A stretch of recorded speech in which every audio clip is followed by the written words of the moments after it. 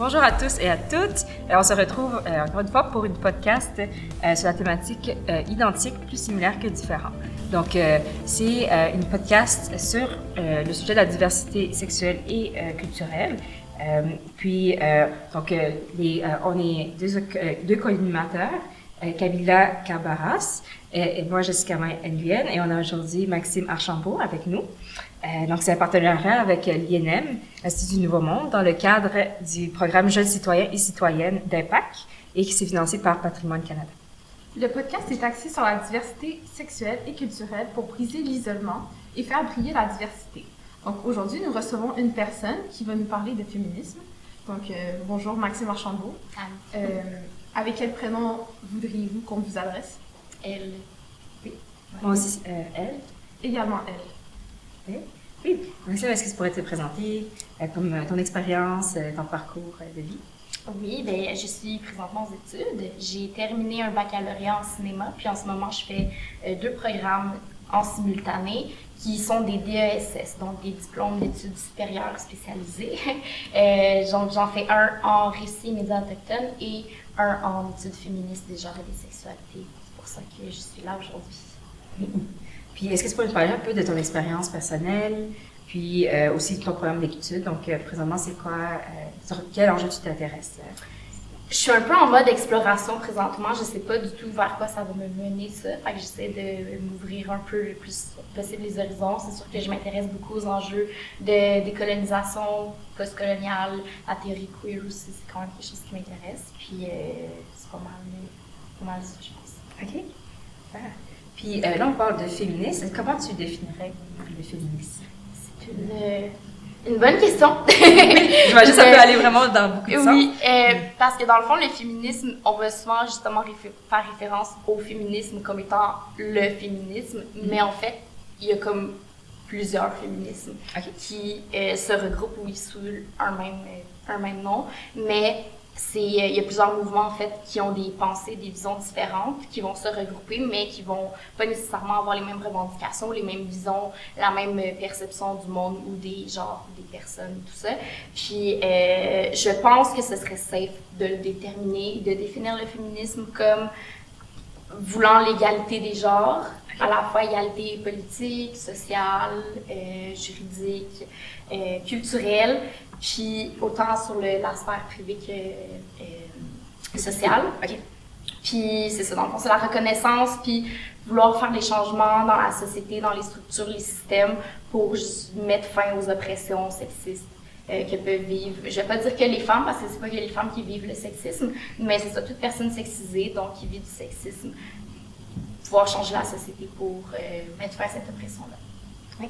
C'est comme ça, je pense que je définirais le féminisme, mais c'est ça, il y a plusieurs vagues aussi de féminisme, plusieurs mouvements, fait que c'est comme plusieurs, c'est pas une espèce de bloc uniforme, tu sais. Oui, c'est pas noir ou blanc, il y a vraiment plusieurs façons de le définir. Oui. OK. Puis, il y a souvent des préjugés qu'on voit là, sur les médias sociaux envers le terme féminisme. Est-ce que tu pourrais nous aider un peu à déconstruire ces préjugés-là? Oui, ben je sais pas si tu en avais en tête qui viennent comme ça, qu'on peut essayer de déconstruire ensemble, là, sinon je peux t'en proposer, là, mais tu sais, je sais pas, on entend souvent que les féministes veulent dominer les hommes, puis que c'est ça, c'est comme une espèce de renversement de pouvoir, mais pas pour atteindre une égalité, mais vraiment renverser le pouvoir, mais ça c'est complètement faux, là. C'est sûr, il y a peut-être des personnes complètement extrémistes qui souhaitent ça, mais je pense pas à ce moment-là qu'on peut vraiment appeler ces personnes-là féministes. Oui. Mais il y a pas, c'est pas leur but, là. On n'est pas plus avancé si on fait juste renverser la situation. Oui. Quoi d'autre? Sinon, ben la haine envers les hommes, mais c'est pas vrai. C'est la haine envers le patriarcat comme système. Oui. Après, si les hommes le prennent personnel, puis prennent comme une attaque, bon, je pense que là, il y a un peu de réflexion à faire sur soi-même, mais il y en a qui quand même le prennent comme ça, mais c'est quand même, c'est pas une attaque envers les hommes, c'est vraiment une attaque envers le patriarcat comme système qui oppresse tout le monde. Oui. Mais ça, c'est certaines choses qu'on entend des fois comme si c'est comme anti-homme, c'est un mouvement qui est anti-homme, mais après ce qu'on entend, c'est vraiment pas... Mais non, c'est ça, c'est pas les hommes comme individus. Tout le monde baigne dans le patriarcat. C'est sûr que les hommes profitent de ce système-là, mais c'est pas contre les hommes que le féminisme en veut, là. C'est vraiment contre le système en général.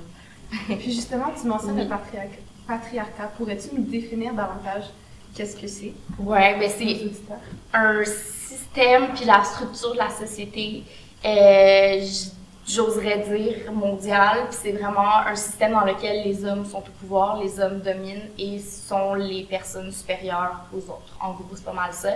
Il y a beaucoup de choses qui découlent après du patriarcat, dont le sexisme et la misogynie.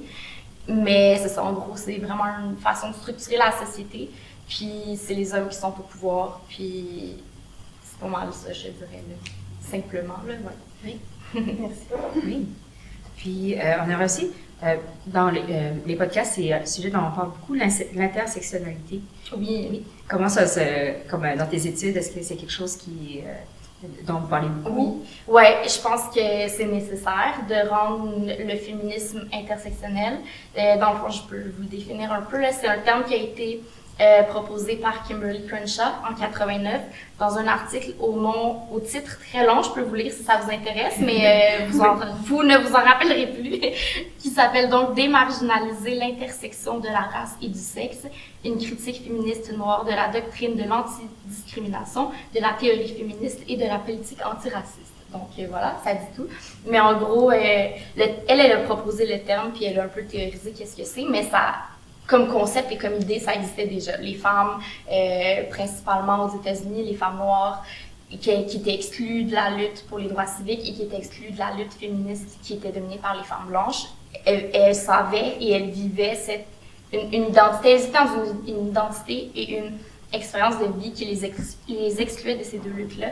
Puis elles savaient à ce moment-là justement qu'elles avaient une identité qui était propre, des oppressions qui sont propres à l'intersection de ces oppressions-là, sans que le terme intersectionnalité existe à ce moment-là, c'était quand même c'est encore un concept qui existe depuis toujours. Exactement. Fait en gros, c'est ça. C'est l'intersection pas nécessairement que d'oppression, mais de marqueurs identitaires, soit le genre, la race, à comprendre, je vais utiliser le mot race parce que c'est de façon sociologique, pas biologique.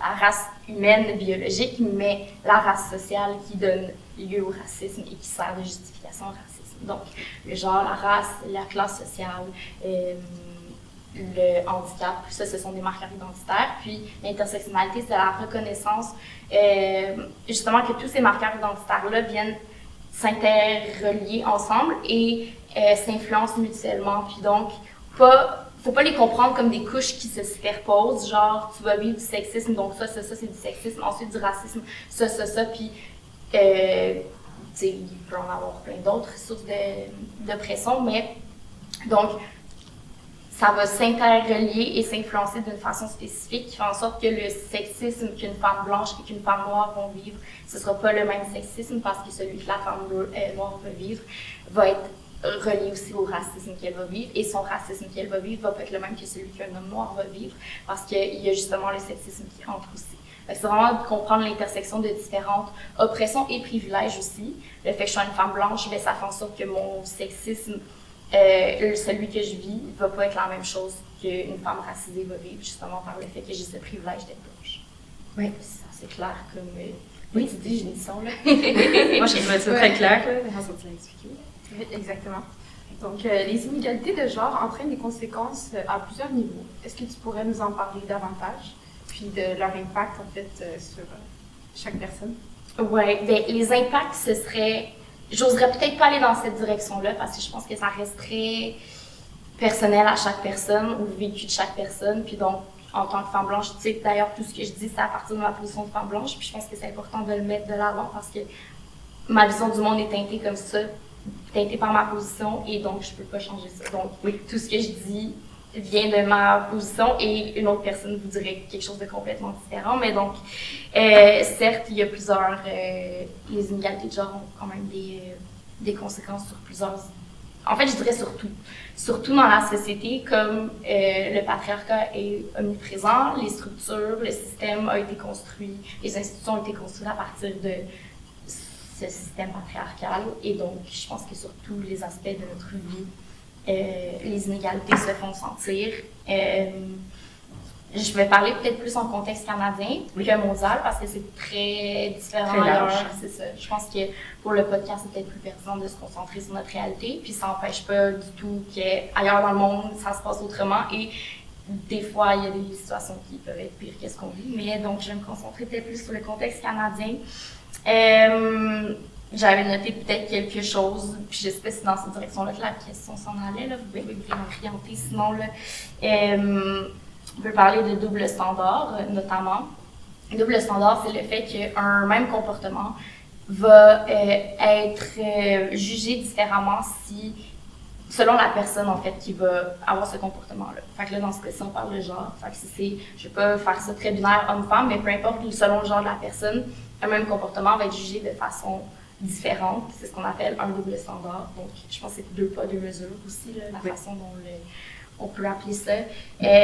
Ça peut toucher à la sexualité, le nombre de partenaires sexuels, entre autres, la vie sexuelle d'une personne, ses pratiques sexuelles vont être jugées très différemment. Ça peut toucher au rôle de genre. Donc, par exemple, dans une famille hétérosexuelle, le père qui va s'occuper plus des enfants va être applaudi et donc bien, c'est donc bien remarquable. Ça va être célébré, là, comme si c'était une rareté. Oui, un exploit de s'occuper de ses enfants. Oui. Alors qu'une mère qui va faire la même chose va pas avoir cette reconnaissance et au contraire, si elle en fait un peu moins pour X raisons, ben, elle va être pointée aussi. Elle va être pointée du doigt, puis bon, on va dire que c'est pas une bonne mère et tout ça. Puis même chose pour les tâches à la maison, si moindrement c'est l'homme qui cuisine plus, qui fait le ménage, et la femme, ben, elle travaille plus, par exemple, ben non, c'est pas une bonne mère, elle fait pas assez, elle fait pas ça. Alors qu'un homme qui va cuisiner, qui va lui, ben oui, félicitations, on va donner une médaille, mais ça sera pas l'inverse pour la femme qui fait, encore dans, je pense, plusieurs foyers, c'est la majorité du temps, c'est la femme encore qui fait principalement ces tâches-là, puis il n'y a pas de reconnaissance. Fait que ça rentre dans les doubles standards qui sont un exemple d'inégalité de genre. Oui.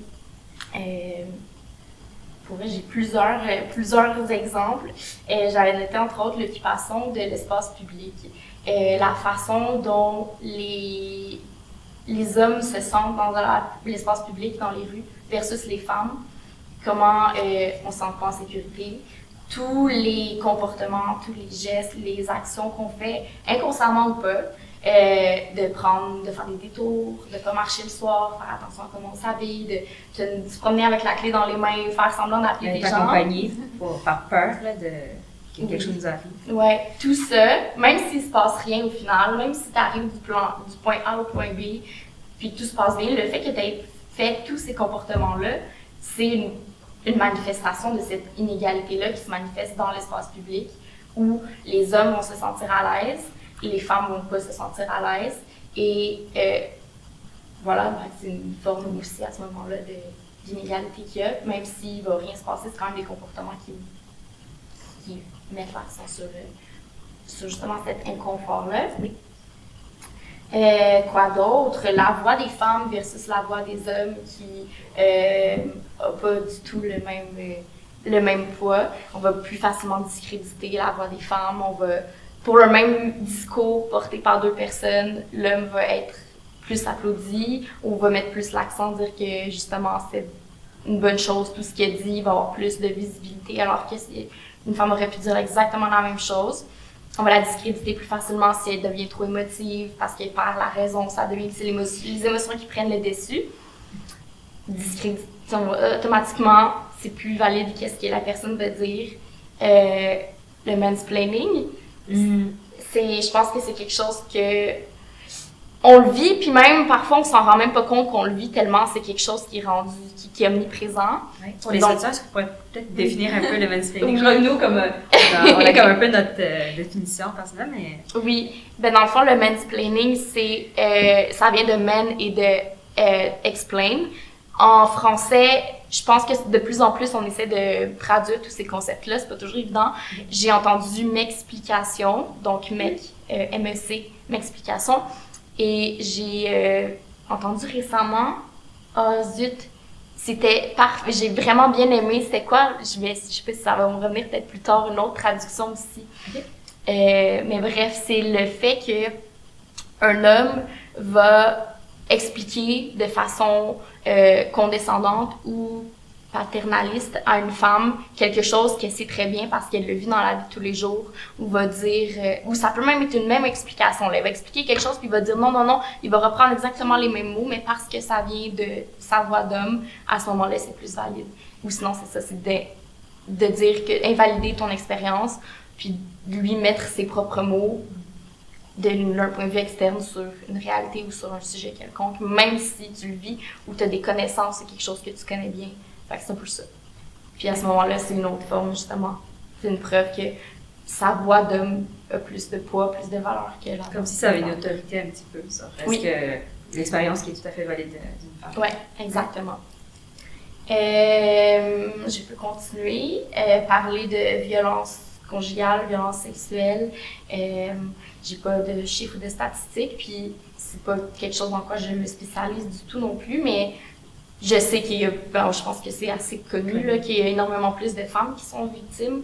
Et dans la plupart des cas, ce sont des hommes qui vont être violents envers ces femmes-là. Mais bref, dans tous les cas, il y a beaucoup plus que la moitié des cas de violence sexuelle ou conjugale, c'est des femmes qui vont être victimes. Et le système de justice qui n'est pas approprié, qui n'est pas fait pour ça. Je veux pas m'avancer non plus trop dans cette voie, mais je pense que le fait que ce soit des femmes qui soient victimes, on va pas faire ce qu'il faut nécessairement pour adapter le système de justice, t'sais. Puis c'est des crimes souvent ou des actes qui n'ont pas de preuves. Fait que là, c'est sûr que ça devient, je comprends que ça devient complexe et tout ça, mais c'est ça, elles vont pas porter plainte pour X raisons. Quand elles portent plainte, ben là, c'est les préjugés qui embarquent, les questions qui n'ont pas rapport d'être posées, comment t'étais habillée, qu'est-ce que tu faisais seule, des questions du genre qui, au final, empêchent, donnent pas envie aux femmes d'aller porter plainte si jamais il se passe quelque chose. Puis tout ça, l'ensemble de ce système-là, justement, est comme pas adapté à ces actes et ces crimes-là qui se font à l'encontre des femmes principalement. Fait qu'au final, ça participe un peu tout ça, de cette culture-là et de toute cette violence que vivent les femmes. Oui, puis j'ai entendu beaucoup de femmes soulever aussi que s'ils déposent une plainte, c'est pas toujours pris au sérieux ou les délais sont incroyables. Oui. Puis ça, c'est quelque chose qui reste à faire. Là. Il y a beaucoup d'améliorations qui restent à faire, je trouve, dans le système de justice québécois. Oui, effectivement. Puis, il y a comment on appelle? Il y a des changements qui se font maintenant, là, qui sont en train je cherche le mot, je connais pas du tout les termes de justice et tout ça. Pour les femmes, les victimes de violences. Non. Ils vont ouvrir une revendication, non, c'est... Ah zut, non, mais je cherche je l'ai le mot, mais je le trouve pas. Bon, c'est pas bien grave, mais en tout cas... Je crois qu'on fait ça de... Non. Règlement. Connexion. C'est correct, pas de problème, mais surtout si tu l'écris, je trouve que je sais pas si je l'ai écrit quelque part ici. Un tribunal. Ah oui. Oui, merci, tout ça pour ça, un tribunal spécialisé donc. Puis ça c'est en train de changer tranquillement. Oui, il y a quand même une volonté parce que justement, je pense que la population se mobilise, mais effectivement, le système n'est pas, comme tu as dit, n'est pas adapté pour ces victimes-là sur plusieurs aspects. Puis on en parlait comme rapidement, le féminicide. Ça, comme c'est en hausse là, depuis la pandémie, ça on l'a observé. Mais par rapport à ça, je crois qu'il y a beaucoup de... Comme dans la société, il y a une plus grande sensibilisation, mais en même temps aussi un genre de désespoir par rapport à ça, comme qu'est-ce qui peut être fait par rapport à ça. Et j'imagine que ça prend vraiment comme une idée, un changement au niveau du système, un changement profond. Ouais. Oui, c'est des très bonnes questions. Je pense clairement, il y a beaucoup de personnes qui réfléchissent à ça, mais je pense que ça va prendre beaucoup de changements, comme tu dis. C'est pas... Oui, ça va pas se faire du jour au lendemain. Je trouve que ça prend vraiment, comme tu parlais, c'est vraiment le patriarcat qui est omniprésent. Ouais. Puis par rapport à ça, dans tes études, est-ce que il y a encore des mouvements qui ont été faits dans le passé que là, il y a eu vraiment comme des changements, que ce soit ici ou aux États-Unis ou en lien avec les... Oui, comme l'égalité. Là, comme c'est sûr, il y a beaucoup, justement, il y a beaucoup d'inégalités. Par exemple, au niveau de l'embauche, ça, mais est-ce qu'il y a des choses qui, en ce moment, qui peuvent être faites? Ben, il y a beaucoup. Je pense que les gens, il y a de plus en plus cette volonté-là d'être plus inclusif, de faire des changements. Puis, bon, là, comme on a dit dans le système judiciaire, système pénal, il y a des tribunaux qui s'ouvrent, il y a des formations professionnelles. Justement, on réalise que ça prend une formation pour certaines victimes, certains actes qui se font.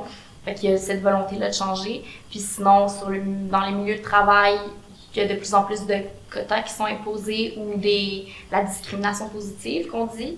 Je sais pas si j'aime vraiment cette traduction-là. En anglais, on parle de... je vais trouver le mot.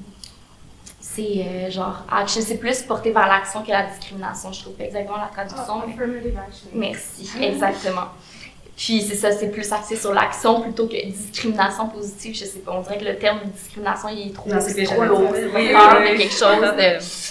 Puis c'est ça, puis il y a des quotas. Je pense que c'est discutable à porter des quotas parce que je pense pas que ça soit suffisant. Je pense que oui, ça peut faire en sorte, par exemple, que dans les postes de gestion, il y a peut-être plus de femmes qui vont se rendre dans ces postes-là qui sont généralement dominés par des hommes. Et donc, tu te dis, s'il y a plus de femmes au pouvoir, peut-être qu'elles vont engager d'autres femmes, les mentalités vont changer, les projets, peu importe quel domaine, ça va changer parce que ça sera pas que des hommes qui vont être au pouvoir. Par contre, je pense que les quotas, c'est pas suffisant. C'est vraiment des problèmes qui viennent des structures, puis des systèmes, des institutions. Puis c'est comme juste mettre un pansement sur le bobo, puis dire voilà, tout est beau, dans le paraître, ça va bien, on a des femmes, voici, la parité est atteinte, mais dans les faits, ça n'a pas changé, les structures n'ont pas changé, puis c'est ces structures-là qui font en sorte justement qu'il y a ben, pas que des hommes, là, c'est pas vrai, mais qu'il y a beaucoup d'hommes dans les positions de pouvoir.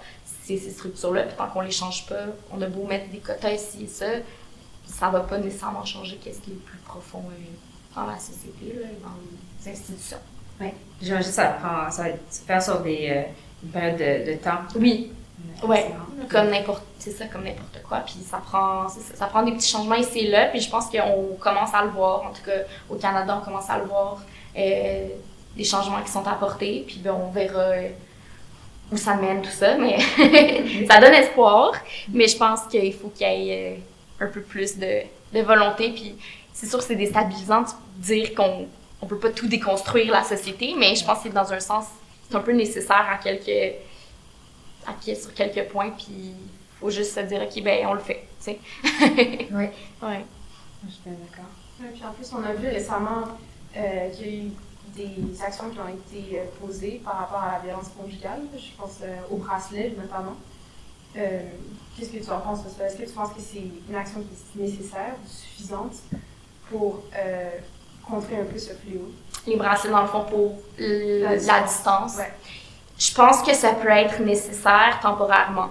Je pense que ces mesures-là, il ne faut pas se dire c'est la solution au problème, c'est ça. Je pense que ça part de la société aussi, des individus. Il faut de l'éducation sur ces enjeux-là, sensibiliser la population, puis justement, ça peut être, c'est correct pour une période temporaire, mais se dire, on peut pas imposer à tout le monde de porter un bracelet parce que les gens sont violents, ils ne peuvent pas autrement gérer la situation, tu sais. Il faut vraiment se dire, ben, c'est un projet de société, de dire, on s'éduque collectivement par rapport à ces enjeux-là, on essaie de, entre nous, se faire réaliser comme, tu sais, sur tous les aspects, puis c'est pas que sur le féminisme, là, tous les enjeux importants dans la société, c'est ça. Je pense que ça part beaucoup de l'éducation des gens, puis sur ces aspects-là, puis sensibiliser, puis c'est sûr, c'est ça, changer les structures puis les systèmes de la société pour le faire, mais c'est ça. Je pense que c'est des mesures qui sont nécessaires maintenant pour agir rapidement,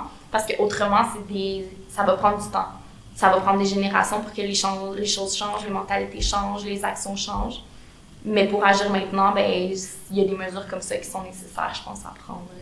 Mais ça faut aller plus loin aussi. Ouais. Bien, on remarque aussi là, que ça commence très tôt dans l'enfance, puis que ça continue même au secondaire avec les codes vestimentaires, notamment. Puis ça me fait penser à ce que tu disais par rapport au double standard. Ouais. Donc, je trouve que c'est vraiment intéressant ce que tu nous dis là. Ouais. Pourrais-tu nous parler un peu de l'émergence et du terme féminicide, on a déjà dit. Pardon. Donc, comment est-ce qu'on peut être un allié? Parce que là, en fait, on voit que généralement, quand on parle de féminisme, c'est surtout des femmes qui portent ce message-là, mais que ça touche toute la population, ça ne touche pas que les femmes. Et pourtant, c'est souvent elles qu'on va voir qui vont dénoncer la situation. Donc, pourrais-tu nous parler un peu plus de ça, de comment est-ce qu'on peut être un allié, puis comment s'en créer, en fait?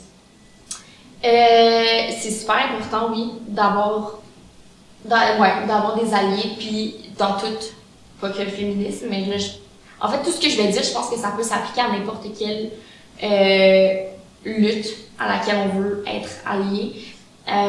D'abord, je pense que c'est important de ne pas s'auto-proclamer allié. Il y a cette tendance-là à le faire pour, je pense, le paraître, puis dire « Non, mais moi, je suis une bonne personne, je suis un allié, blablabla », mais au final, ne pas poser de gestes pour agir concrètement. C'est à la communauté, c'est aux gens concernés de déterminer si oui ou non tu agis comme allié. Puis c'est de le faire pour soi à ce moment-là et pas pour la reconnaissance des autres. Le faire pas pour soi en fait, mais pour la communauté, pour la lutte qu'on souhaite aider dans le fond. Puis je dirais que le dialogue et l'écoute, c'est les choses principales. Écouter les revendications, les besoins là je veux dire, on peut dire la communauté, là, mais mettons on peut dire des femmes non plus parce qu'il n'y a pas que les femmes, les personnes sexisées, écouter leurs besoins, leurs revendications, leur demander comment aider au lieu de juste s'imposer puis dire moi je vais faire ça alors qu'au final ça peut complètement nuire à la cause. D'écouter, d'ouvrir le dialogue avec cette personne-là et d'ouvrir le dialogue avec son entourage parce qu'il faut changer les mentalités puis ça passe par justement ces conversations-là qu'on va avoir, confronter l'inconfort, avoir des discussions qui seront pas toujours le fun, mais il faut les avoir et l'inconfort envers soi-même aussi, les remises en question, puis ça concerne les alliés, mais ça concerne les féministes aussi. En tant que femme blanche, je remets constamment en question mon féminisme justement pour essayer d'être le plus intersectionnel possible, d'avoir une vision qui n'est pas ancrée seulement dans ma position à moi. Donc, je remets en question mon féminisme, mais je pense que c'est important également que les alliés remettent en question leurs actions, leur façon de parler, d'agir dans la société. Puis, c'est de ne pas avoir peur de se remettre en question, d'entrer en dialogue avec les gens autour de soi, de le dire quand il y a des choses qui se font pas ou des gestes qui sont pas acceptables. Il faut pas avoir peur de le dire parce que sinon, on est témoin et on fait juste participer à la chose, tu sais. Puis c'est dur, mais c'est nécessaire. Puis si on veut vraiment être allié, ça fait partie des discussions aussi importantes. Tu sais, sans se mettre, dépendamment de la situation, sans se mettre soi-même en danger, pour quand même respecter ses propres limites, mais accepter que c'est ça, il faut quand même changer les choses autour en n'ayant pas peur de confronter les gens puis de leur dire ça se fait pas, puis ça commence avec son entourage proche, des amis qui vont faire des commentaires racistes, sexistes, qui vont faire des petites blagues qui sont déplacées, mais c'est une blague, pas tant que ça, tu sais, au final, ta blague, elle a quand même une portée quelconque, tu sais. Fait que ça part de ces petits mouvements-là, puis ces petites actions-là qu'on va poser au quotidien, puis c'est ça, de pas le faire pour montrer qu'on est une bonne personne, tu sais, vraiment le faire, puis pour des bonnes raisons, puis dans une volonté justement de changer les choses vers un monde meilleur. C'est ça, pas montrer qu'on est une bonne personne, mais être une bonne personne. Être une bonne personne, c'est sans on a crié. Exact, puis tu sais, pas avoir peur de poser des questions, même d'entrer en dialogue, puis juste de. C'est ça, puis je dirais pas parler pour. À la place des gens. C'est sûr que, comme je l'ai dit tantôt, les hommes ont quand même une voix qui porte plus. Dans certains cas, oui, ça peut être pertinent. Puis justement, je pense que si tu as à remettre en question ou à pointer du doigt un commentaire, peut-être qu'à ce moment-là, tant mieux, la personne va mieux t'écouter. Mais en général, la lutte féministe n'a pas nécessairement besoin qu'il y ait des hommes qui aillent au front puis qui parlent pour les revendications.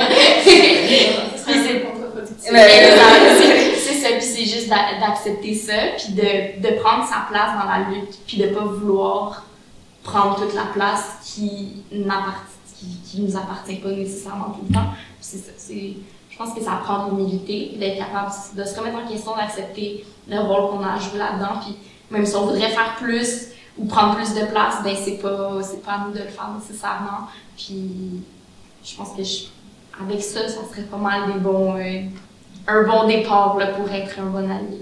C'est un peu ce que M. Legault a fait l'année dernière, je pense.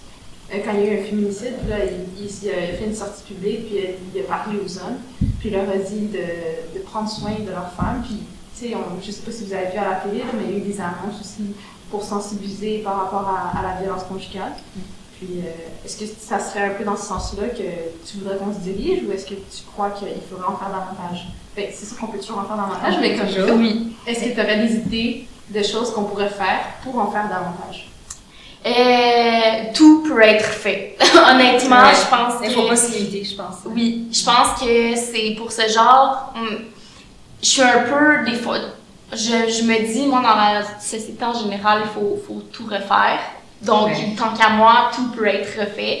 Mais c'est pas réaliste nécessairement individuellement de tout faire ça. Donc, c'est ça. Ça part vraiment des petits gestes.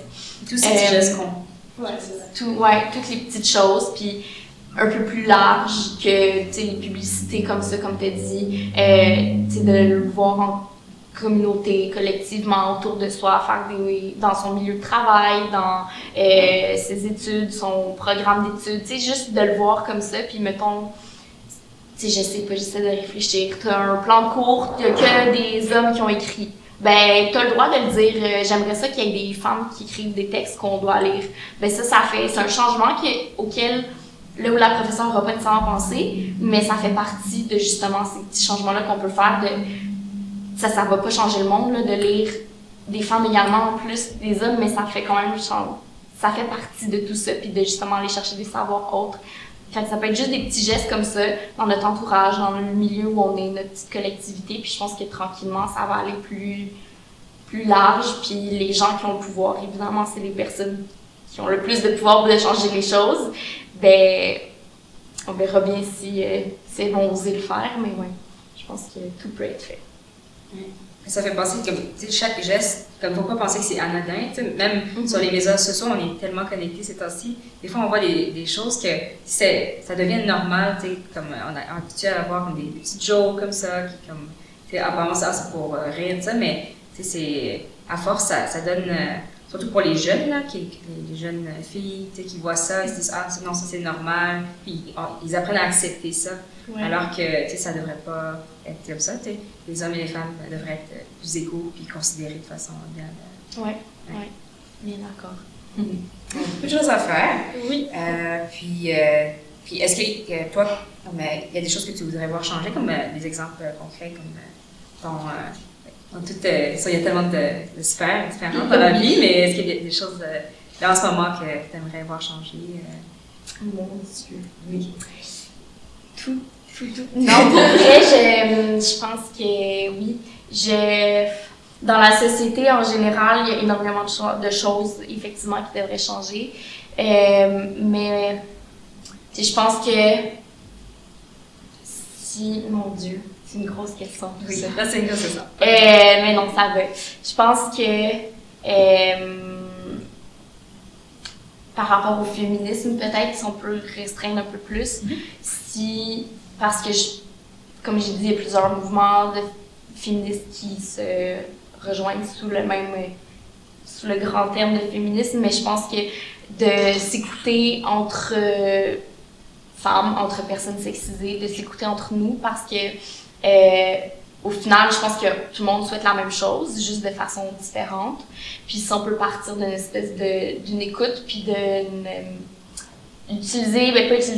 partir de l'expérience des autres pour en venir à une espèce de lutte commune, au lieu de lutter individuellement pour notre propre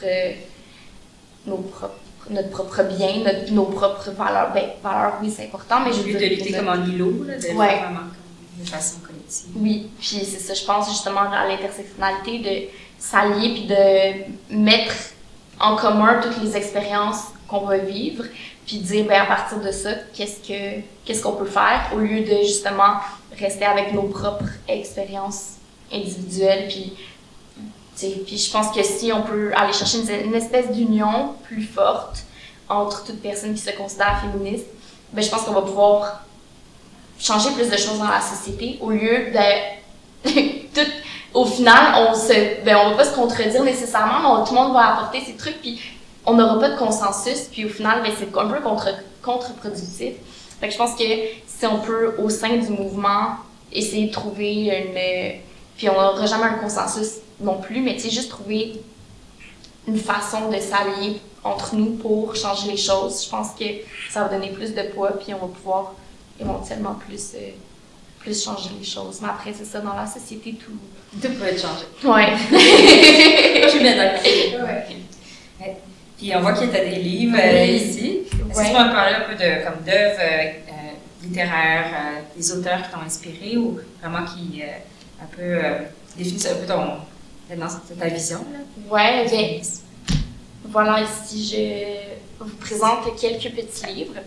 Je ne sais pas si je les montre vers la caméra, donc je vais vous les montrer d'ailleurs avant. Ici, Françoise Vergès, Un féminisme décolonial.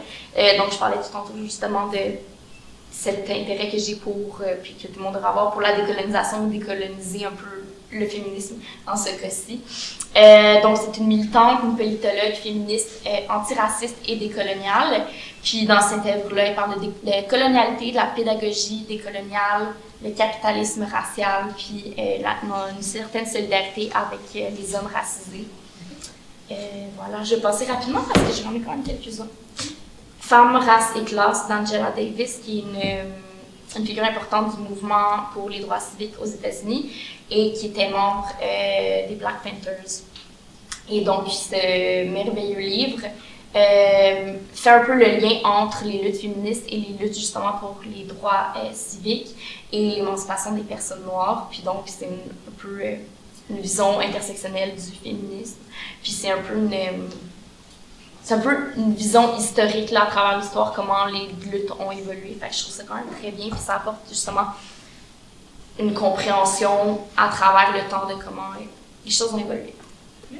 Ici, nous avons Empreinte de résistance, filiation et récits de femmes autochtones, noires et racisées, qui est dans le fond un recueil de textes de 9 femmes, je crois, 9 femmes donc autochtones, noires et racisées, qui mettent en commun leurs expériences coloniales et de racisme pour justement se sortir un peu du féminisme blanc. Fait que ça met de l'avant leurs récits puis leurs expériences personnelles. Puis, je pense que ces textes-là sont assez simples à comprendre, parce que je sais que ça peut être quand même assez théorique, là, ce que je présente, mais c'est ce que je lis principalement, c'est pour ça. Judith Butler, qui est quand même assez complexe à lire, je l'avoue, mais si jamais ça vous tente de vous lancer dans cette lecture-là, qui est une philosophe, professeure, et c'est une figure importante de la théorie queer. Et ici, dans Gender Trouble, elle vient penser le féminisme en dehors de l'identité femme et cherche à déconstruire cette identité-là et les catégories identitaires en soi. Elle parle de performativité du genre et le genre comme performance sociale. C'est super intéressant, puis c'est ça, la théorie queer, c'est vraiment, il n'y a pas que Judith Butler, mais c'est vraiment une figure très, très, très importante de cette théorie-là, puis c'est un livre, je dirais, de référence assez par rapport à ça. Ensuite, Folle Frue Forte, qui est également un recueil de textes de je ne sais pas combien d'autrices, qui s'est séparé donc Folle, Frue et Forte, et qui justement vont un peu se prendre ces 3 termes-là qui sont souvent collés aux féministes et vont les utiliser puis les renverser puis montrer que ça peut être des bonnes choses également. Donc voilà, c'est le seul bémol de ce texte, je crois que c'est qu'il y a des autrices blanches, mais c'est d'ailleurs ce qui est marqué première page du livre. Oui. Puis c'est super cool parce que c'est des textes hyper variés selon les types d'écriture de chaque autrice. Ça peut être très pertinent. Ici, mon merveilleux livre avec mes post-it. Apprendre à transgresser l'éducation comme pratique de la liberté de Bell Hooks, qui est malheureusement décédée en décembre dernier. Donc, c'était une autrice, une professeure féministe activiste. Puis dans ce livre-là, il parle de pédagogie émancipatrice, l'importance du féminisme, de la pédagogie des opprimés pour l'émancipation individuelle et sociale. Et ce texte se lit tellement facilement, mais justement, ce serait contre-productif de faire un texte sur la pédagogie qui se lit difficilement, mais très intéressant. Puis ça remet, si jamais l'éducation, c'est quelque chose qui vous intéresse, je pense que ça propose des pistes vraiment pertinentes pour justement changer la façon dont on apprend, dont l'éducation se fait. Ça peut être super pertinent si ça vous intéresse. Ce livre-ci que j'ai reçu hier, donc je ne l'ai pas lu encore, mais ça faisait un moment que je cherchais à le lire. Donc, I Am Woman, A Native Perspective on Sociology and Feminism de Lee Maracle, qui est décédée en novembre dernier. Et donc, c'est une écrivaine, critique et professeure de la nation Stolo en Colombie-Britannique. Puis donc, ce sont des écrits personnels sur sa réalité de femme autochtone, les impacts du racisme, du sexisme, du colonialisme qu'elle va venir lier au féminisme. Donc voilà, j'ai bien hâte de lire. Et je terminerai avec un texte, un guide complètement différent. Apprendre à nous écrire, guide et politique d'écriture. Je pense que justement, dans des choses qu'on peut changer, la façon dont on écrit, ça peut être une bonne piste. Donc, ça propose 3 stratégies d'écriture inclusive. Donc, l'écriture épicène, la féminisation ou une écriture non-binaire. Puis, la langue française étant sexiste, le masculin l'emporte et dès qu'il y a un homme et plein de femmes, tout est masculin. Donc, ça peut être une bonne chose de changer la façon dont on écrit et dont on parle pour faire la place à d'autres personnes que les hommes dans notre vocabulaire, dans les discours, et montrer qu'il n'y a pas que les hommes, et rendre ça un peu plus inclusif, puis c'est ça, mettre la visibilité, rendre visible les autres personnes dans la façon dont on parle, dans le dialogue. Et la plupart de ces livres viennent de la merveilleuse librairie Le Guillon, qui se trouve tout juste à côté du métro Baudry. Et c'est une merveille. C'est une librairie féministe, c'est vraiment comme ça que ça se décrit. Si vous pouvez faire un tour, honnêtement c'est dangereux parce qu'on veut tout acheter, mais j'ai découvert il n'y a pas longtemps, puis c'est vraiment, je recommande à tout le monde d'aller faire un tour. Il y a énormément de choix, les gens qui travaillent là sont tellement gentils, fait que c'est super cool. Sinon, d'autres petites recommandations que je pourrais faire, plutôt du côté des films. En fait, ce serait 2 festivals de films féministes. Donc, Festival de films féministes de Montréal, qui a lieu... En fait, je pense qu'il y a eu 4 ou 5 éditions à date, là. Ça fait pas si longtemps que ça existe. Et les dates à venir pour 2022 ne sont pas encore annoncées. Puis, ça change de moment dans l'année, je crois, d'une édition à l'autre. Donc, je pourrais pas m'aventurer dans les dates. D'après moi, ça devrait être peut-être à l'automne ou à l'hiver 2022. Et il y a le festival Filministe qui aura lieu du 4 au 12 mai 2022. Donc, oui, ça pourrait être bien si jamais ça vous tente. Un documentaire, sinon, qui fait un peu référence à plusieurs choses dont j'ai parlé aujourd'hui. Ouvrir la voie de Amandine Gay, qui est un documentaire sur l'expérience de femmes noires qui sont issues de l'histoire coloniale européenne.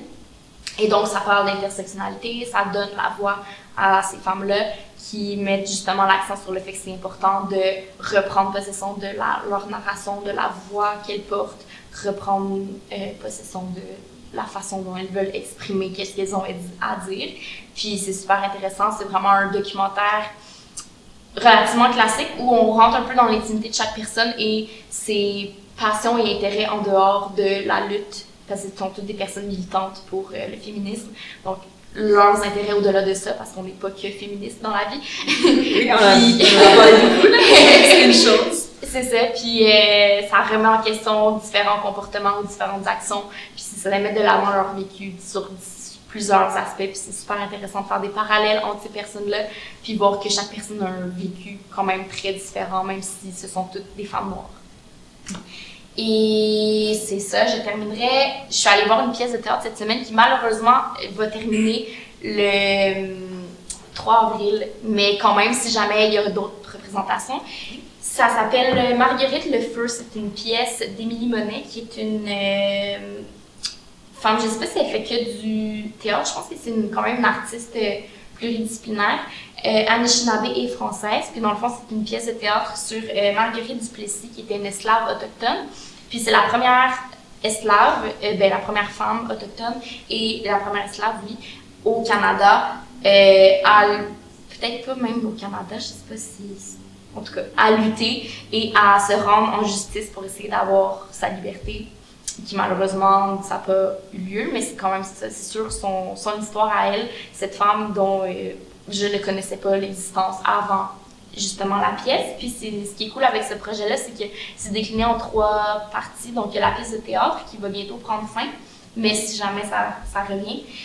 Sinon, il y a Marguerite, La Traversée, qui est un balado de 4 épisodes sur son histoire.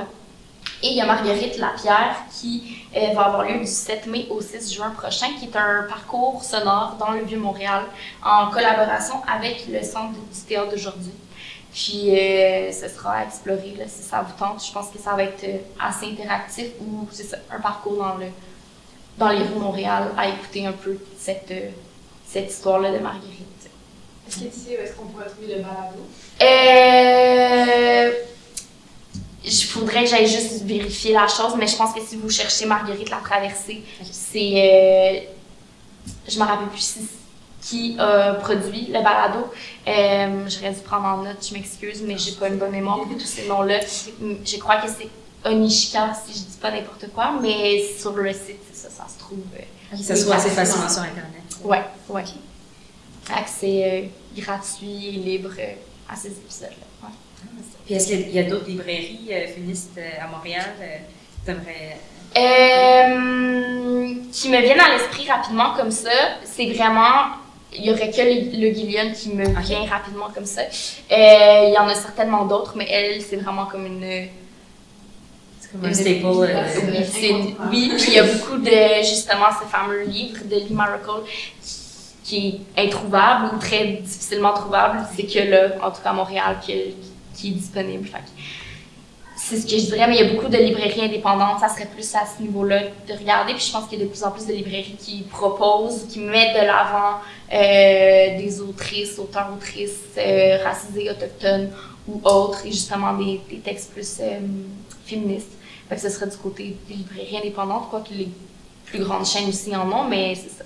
Je pense que de ce côté-là, vous allez trouver là, tout ce que vous cherchez. Puis là, tu t'enlignes vers où, en fait? Est-ce qu'il y a un nouvel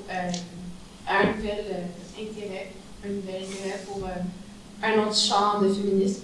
Peut-être une autre intersectionnalité, comme par exemple le féminisme et l'environnement? Oui, est-ce que ça t'intéresserait pour le futur? Oui, certainement. J'ai à cœur énormément la lutte environnementale. C'est peut-être pas vers là que je m'en irais, mais je pense que c'est quelque chose que j'essaie de m'informer par rapport à l'écoféminisme, savoir un peu justement les revendications ou des façons de lier les luttes féministes et environnementales. Ça serait peut-être plus sur le plan personnel que je l'utiliserais peut-être plus ou justement pour sensibiliser les autres autour de moi. Je pense pas nécessairement m'enligner vers ça, mais c'est quand même quelque chose qui m'intéresse beaucoup. Mais sinon, vers quoi je m'en vais, ça c'est l'avenir qui va le savoir. J'en ai aucune idée. Tu te laisses pas par le plus. Exactement. Donc, oui, est-ce que tu avais d'autres questions? non, moi ça va. Oui, je crois qu'on a appris énormément. C'est vraiment intéressant de parler, d'écouter. Puis, on te remercie pour ta présence. Ben, merci pour l'invitation. C'était vraiment chouette de discuter avec vous. Également. J'espère que ça va contribuer à plus de dialogue entre les jeunes, puis dans la société. Là. Donc, qu'on puisse parler de façon plus ouverte de notre vécu, parce que justement, chaque personne est unique, chaque personne a son vivance unique. Puis, mais chaque conversation est importante, il ne faut pas se faire dans aucun moment. Effectivement. J'ai l'impression que c'est ce qui revient avec les autres podcasts aussi, c'est que en fait, on a besoin d'avoir plus de débats et plus de groupes de discussion pour pouvoir parler des différentes idées, des différentes réalités que les gens vivent. Oui. Puis que c'est ce qui manque en ce moment au Québec. Et justement, ce podcast, on essaie de l'imaginer comme étant une espèce de plateforme pour faire place à des voix qui sont parfois plus silencieuses ou oubliées par la société. Là. Je suis d'accord. Puis aussi, quelque chose qui revient souvent, c'est l'importance des mots. À quel point, comme, au cours de l'histoire, justement, il y a eu des changements Il y a certains mots péjoratifs qui maintenant sont éliminés, puis une chance. Mais il y a encore beaucoup de travail à faire, puis justement, c'est en discutant qu'on va pouvoir trouver comme les mots qui sont plus appropriés pour décrire les réalités, pour faire avancer les choses, pour que ça soit le plus inclusif possible. Okay. Merci beaucoup, Maxime. Merci, Camilla. Puis merci à la bibliothèque Sol Bello de la Chine. Merci à Carlo qui nous a aidés pour tout ce qui est audiovisuel. Merci beaucoup. Puis on invite les jeunes à nous suivre sur les réseaux sociaux du Conseil jeunesse Côte des Neiges, Notre-Dame de Grâce et de la Chine. Merci à tous pour votre écoute.